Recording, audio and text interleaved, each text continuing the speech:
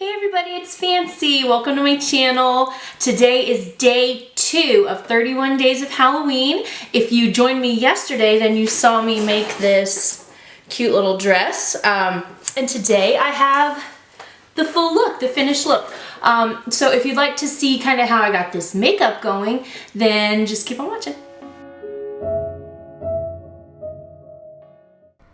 You want to start off with clean, moisturized skin and then just go in with a light colored eye pencil and just trace out the basic lines of a skull.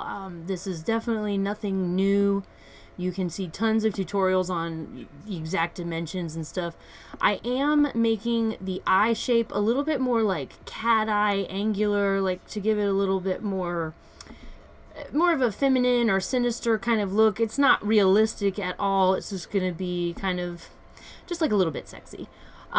So I just went around and traced all of the areas that I'm going to fill in with a dark color,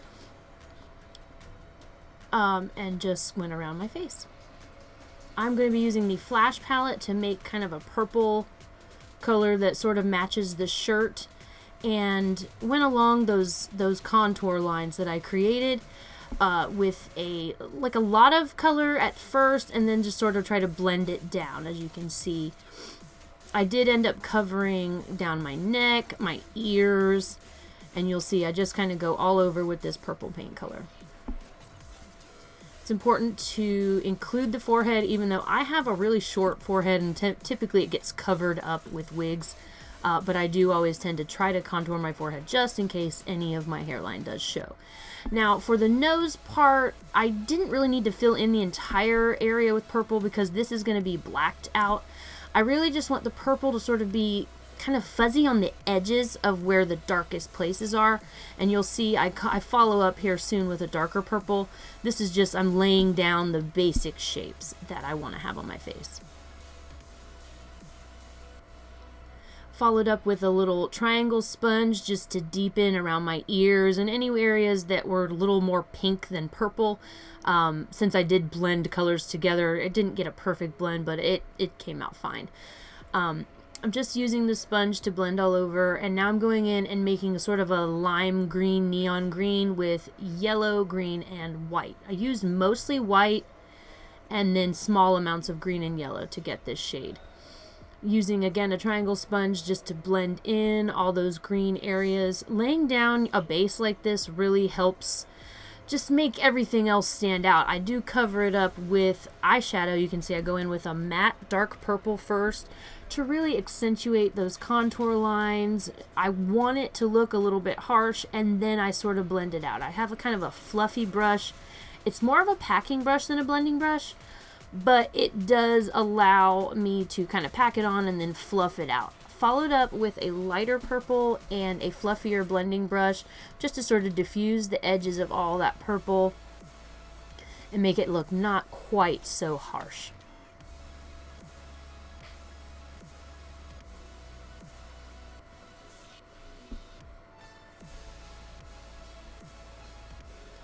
This is where I realized I should have sort of continued the mouth lines because of the way I'm doing the mouth this time, so I just am making that correction there by blending in the different colors of purple.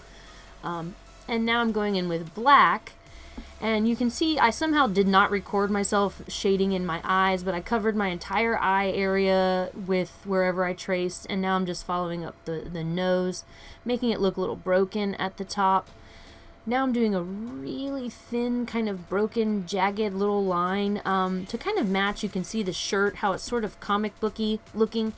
I just wanted to kind of carry that element of the design over. So I'm going in with the black and just doing like little kind of hash marks, make it look just a little bit cracky, a little bit shredded in different places. Following that up again around my eyes. And then for the lips, I just put on some purple cream paint, then dusted on the different shades of eyeshadow, and then filled just the inside rim of my lips with black. And now I'm making just the little teeth marks with a tiny eyeliner brush. Again, these don't have to be perfect. I'm not going for like, super artistic. This is supposed to be sort of like a quick, fun, easy you know, something you can throw together sort of last minute if you, you know, got invited to a party or you got to take your kids trick-or-treating, something like that. You can see here I'm packing on black matte shadow to just sort of set the eye and nose area. I didn't do it on my mouth, but you could. The next thing I did was add these little gems from Wet n Wild Fantasy Makers. They come out with these every Halloween. They come off in a single little chunk and they're super easy to apply. For the middle forehead piece, I did look down straight at a mirror to line up the center before I adjusted it and placed it where I wanted. They were pretty easy to place and really forgiving, and I think they might even be reusable, which is really, really cool. But there you have it. That's the final makeup look, and all we need to do now is put together our entire outfit.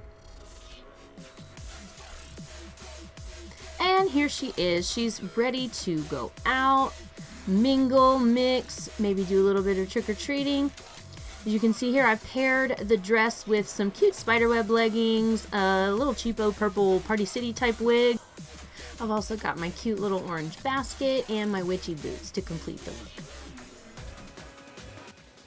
Alright guys, so that's going to be it for today for day 2 of 31 Days of Halloween. Come again tomorrow and join me for day 3. See what I've got cooking up. Also, if you want to follow me on social media, everything will be linked down below. If you haven't already, give this video a thumbs up and subscribe. I really appreciate it. Everything, every little bit helps me. And I just, you know, want to again thank you so much for hanging out and watching my videos. I really, really appreciate it. And I'll see you guys again tomorrow. Bye. Mwah.